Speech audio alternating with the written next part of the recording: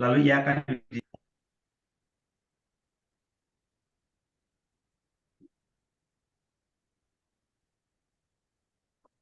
Lalu ia duduk di tahta kemuliaannya. Semua bangsa akan dikumpulkan di hadapannya, dan ia akan memisahkan mereka satu dari yang lain, seperti gembala yang memisahkan domba dari kambing-kambing, dan ia akan menempatkan domba-domba di sebelah kanannya dan kambing-kambing di sebelah kiri.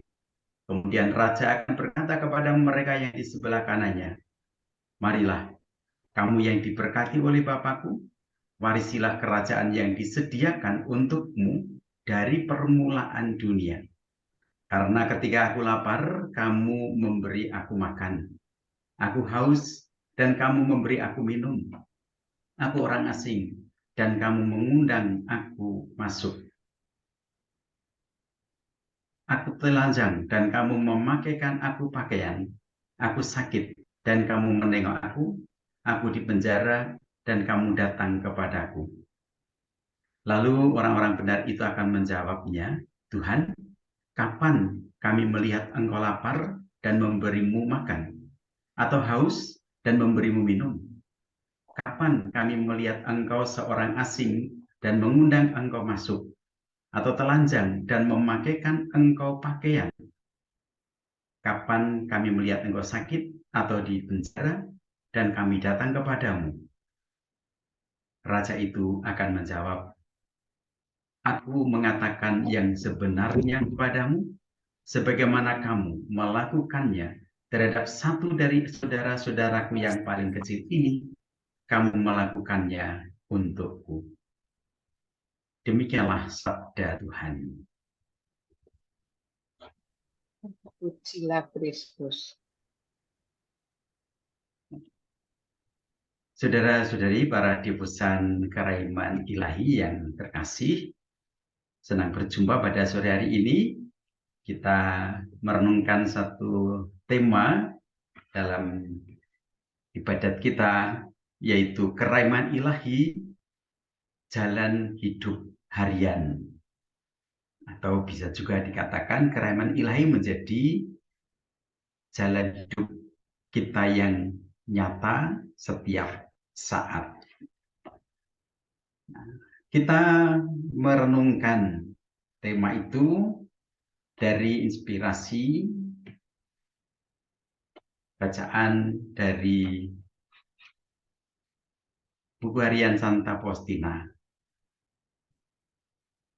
Dalam buku catatan harian Santa Faustina nomor 1074 dan 1075 ditulis demikian oleh Santa Faustina, "Ketika aku berpadu dalam Tuhan, aku menjadi tahu betapa banyaknya jiwa yang memuliakan kerahiman Allah."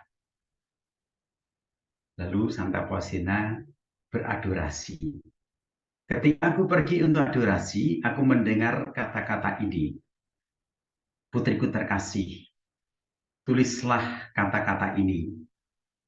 Hari ini hatiku telah beristirahat di dalam biara ini.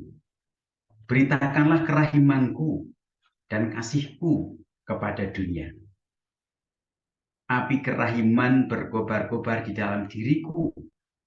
Aku ingin menumpahkannya ke atas jiwa-jiwa manusia. Oh, betapa pedihnya penderitaan yang mereka timpakan kepadaku apabila mereka tidak mau menerimanya."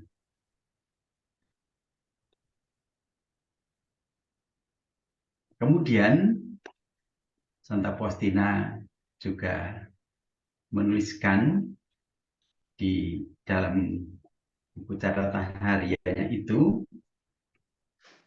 pesan Yesus selanjutnya, "Putriku, lakukanlah apa saja yang dapat engkau lakukan untuk menyebarkan devosi kepada kerahimanku.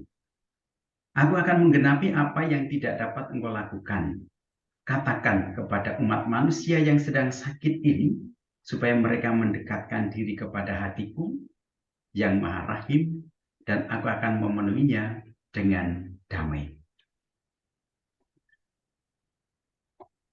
Kemudian Yesus menegaskan dan meneguhkan, putriku, katakan kepada semua orang bahwa aku adalah sang kasih dan sang kerahiman sendiri. Apabila jiwa menghampiri aku dengan penuh pengharapan, aku akan memenuhinya dengan rahmat yang sedemikian melimpah sampai ia tidak mampu menampungnya di dalam dirinya sendiri dan akan meluapkannya kepada jiwa-jiwa yang lain. Dua nomor ini 1074 dan 1075 bisa menjadi inspirasi bagi kita. Bagaimana Tuhan Yesus berkenan atas jiwa-jiwa yang memuliakan kerahimannya, dan kepada jiwa-jiwa itu diberi pesan, lakukan apa saja untuk mewartakan kerahiman Tuhan. Pada nomor 1075 ditekankan, berbahagialah jiwa yang sepanjang masa hidupnya membenamkan diri dalam sumber kerahiman, sebab ia tidak akan dihadapkan pada pengadilan. Maka pokok-pokok renungannya kita bisa mengambil pertama dari bacaan Injil Matius. Ketika anak manusia datang dalam kemuliaannya dan para malaikat bersamanya, lalu ia akan duduk di tahta kemuliaannya. Lalu tadi katakan ini berarti saat di mana manusia sudah menyelesaikan hidup di dunia. Puncaknya adalah perjumpaan dengan Allah di tahta kemuliaannya. Dan yang diperkenankan untuk masuk dalam tahta kemuliaannya adalah yang selama hidupnya melakukan tindakan belas kasih meskipun tidak disadari.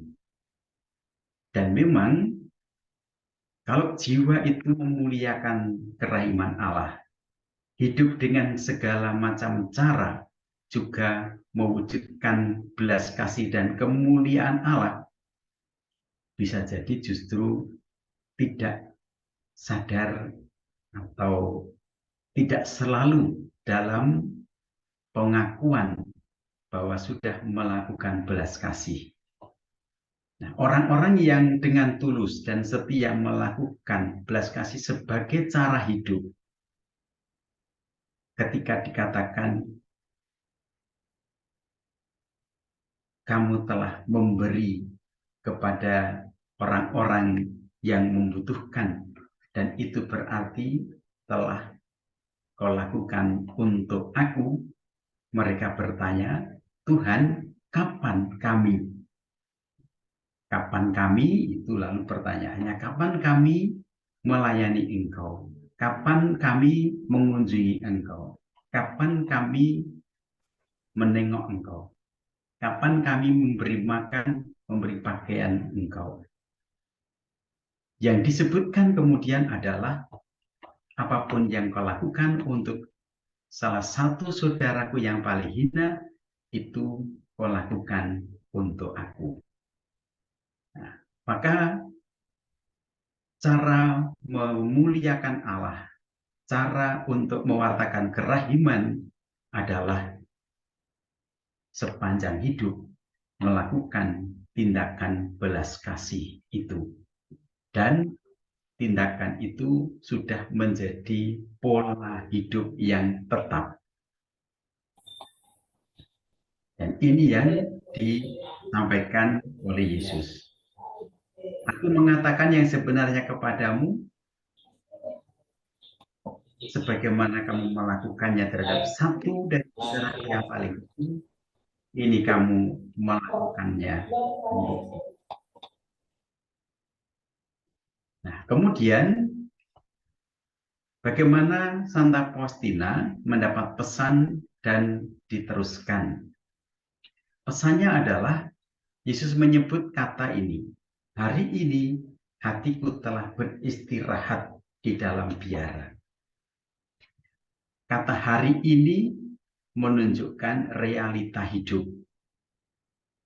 Artinya bahwa Tuhan Yesus sungguh-sungguh hadir. Hatiku telah beristirahat dalam biara ini. Yesus berkenan hadir dalam biara, hatinya berkenan menyatu dengan manusia. Dan pesannya, beritakanlah kerahimanku dan kasihku kepada dunia. Orang yang menerima kehadiran Yesus sekaligus menerima tugas perutusan. Setiap orang yang menerima kerahiman Tuhan, mengalami kerahiman Tuhan, belas kasih Allah, maka juga mempunyai tanggung jawab perutusan untuk memberitakannya. Maka pesannya, lakukan apa saja. Ya, apa saja itu berarti semua hal yang dilakukan dalam hidup. Ya, apa saja, tidak terkecuali pekerjaan-pekerjaan yang ya sepele, seperti ketika Santa Faustina mendapat tugas di ruang cuci biara, mencuci piring, mencuci gelas, alat-alat makan. Nah, itu dilakukan oleh Santa Faustina untuk menghayati kehadiran Yesus, yaitu belas kasihnya. Sehingga cara kerja Santa Faustina yang dengan tulus hati, penuh kasih, yang dipikirkan adalah bagaimana pekerjaannya bisa membahagiakan orang lain, membuat para suster bisa menggunakan alat-alat di ruang makan dengan baik. Nah, yang dipikirkan bukan dirinya sendiri, tetapi yang dipikirkan adalah kebahagiaan orang lain dan tanggung jawab yang sepenuh-penuhnya. Kemudian ada pesan Yesus. Apabila jiwa menghampiri aku dengan penuh pengharapan, aku memenuhinya dengan rahmat yang sedemikian melimpah, sampai ia tidak mampu menampungnya dalam dirinya sendiri dan akan meluapkannya kepada jiwa-jiwa yang lain. Kasih Tuhan, belas kasihnya tidak terbatas sampai meluap, sampai hati manusia tidak mampu menampungnya.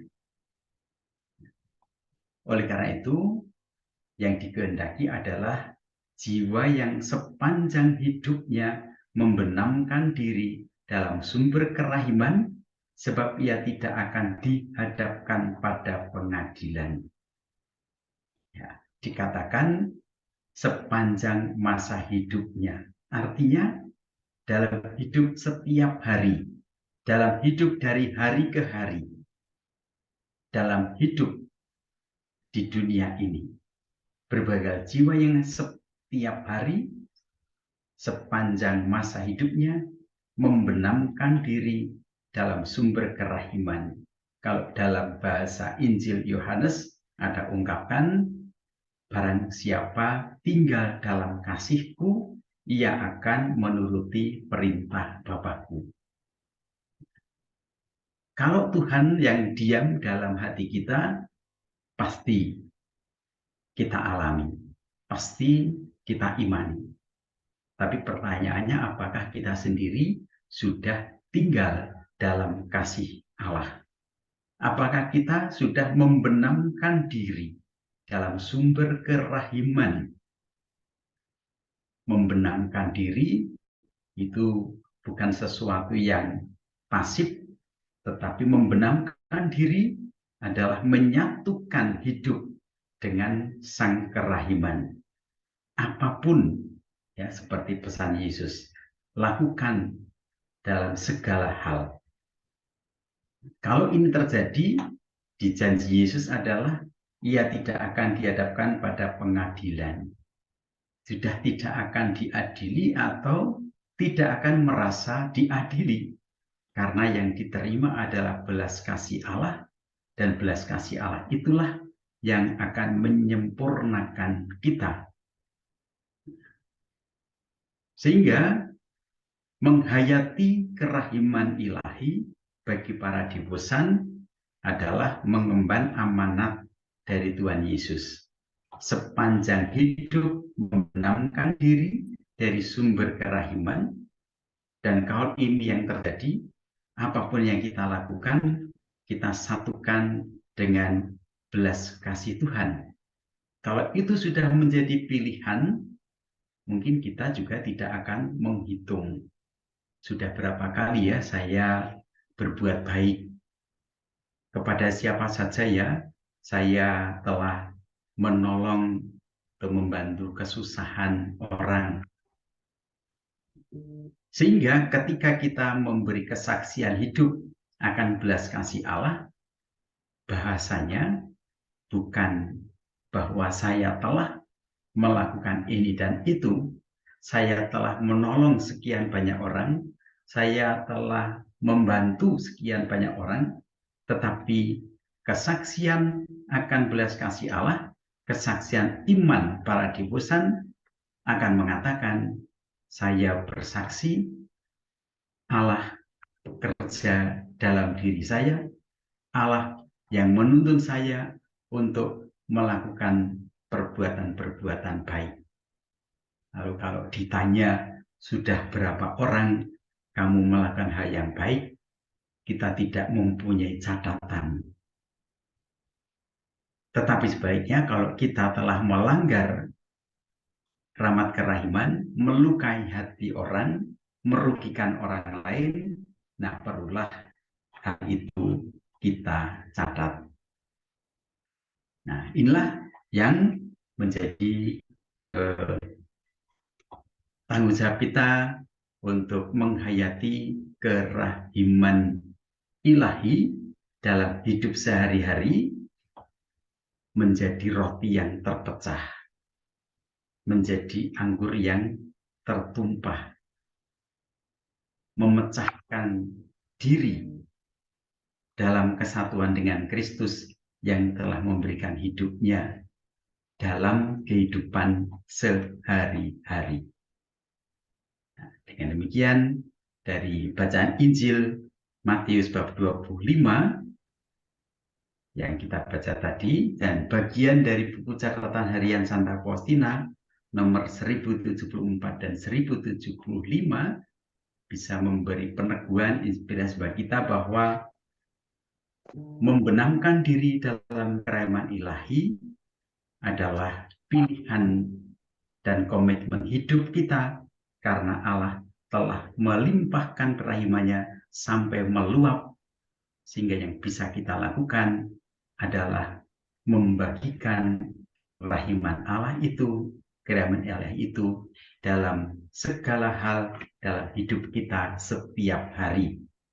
Maka semoga kerahiman ilahi sungguh menjadi jalan hidup harian kita, menjadi jalan hidup sehari-hari, tetapi tidak perlu mengingat-ingat seperti nasihat dalam bahasa kearifan lokal kita, kalau kalian berbuat baik, catatlah di atas debu. Kalau kamu berbuat salah, catatlah di atas batu. Artinya, supaya ketika berbuat baik, kita tidak perlu mengingat-ingat lagi, tapi ketika berbuat salah, melanggar, kita selalu ingat supaya bisa bertobat kembali kepada rahmat Allah. Demikian permenungan kita yang bisa kita dalami dalam perjumpaan kita di sore hari ini. Semoga Terima Allah. kasih. Silakan Romo kalau masih mau memberikan informasi. Di buku catatan harian Santa Faustina selalu bisa kita pakai menjadi inspirasi hidup, karena sebagaimana kitab suci itu sabda yang hidup dan penuh daya, maka pewahyuan Yesus kepada Santa Faustina kalau kita baca juga pasti akan memberi inspirasi yang hidup terus-menerus setiap hari. Walaupun dibaca berkali-kali, pasti juga akan ada yang baru bagi kita untuk menghayati belas kasih dan kerahiman Allah. Terima kasih, salam kerahiman, selamat sore. Terima kasih kepada Romo Aloysius Gonzaga atas renungan yang sungguh sangat luar biasa dan sangat meneguhkan iman kami. Kerahiman ilahi, jalan hidup yang nyata setiap saat.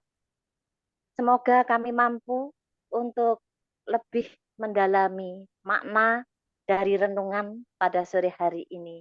Dan kami mampu melaksanakan dalam kehidupan sehari-hari. Marilah kita membenamkan diri dan menghayati kerahiman ilahi sepanjang hidup kita. Amin.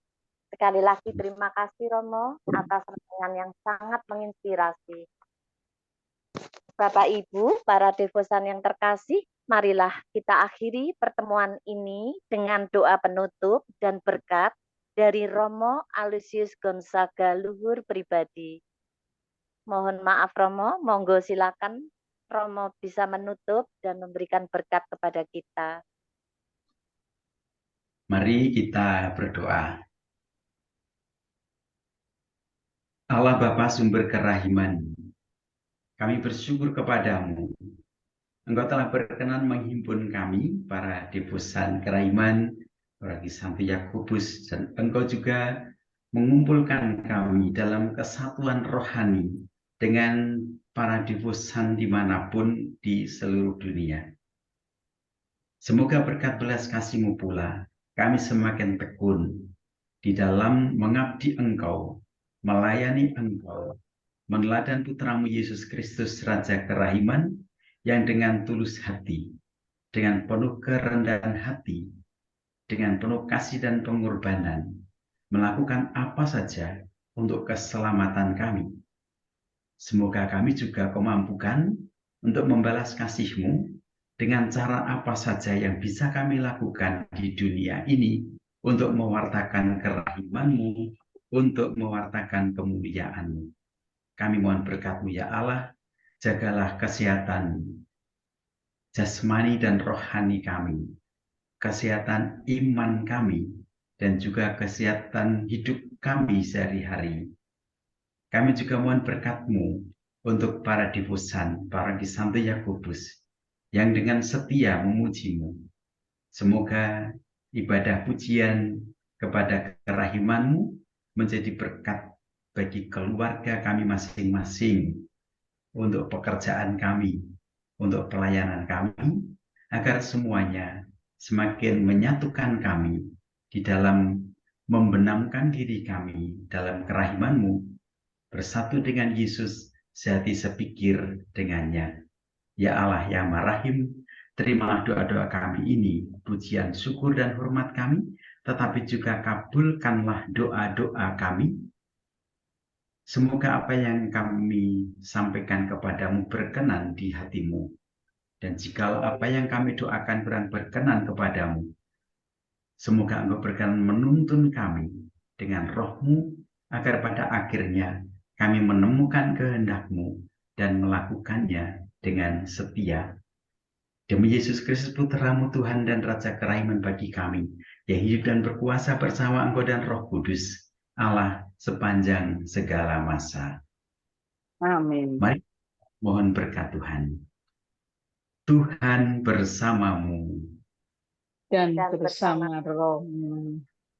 Semoga kita semua, keluarga, pekerjaan, pelayanan, persekutuan dalam komunitas kerahiman ilahi, senantiasa diberkati oleh Allah yang Maha Kuasa, Bapa dan Putra dan Roh Kudus. Amin. Terima kasih.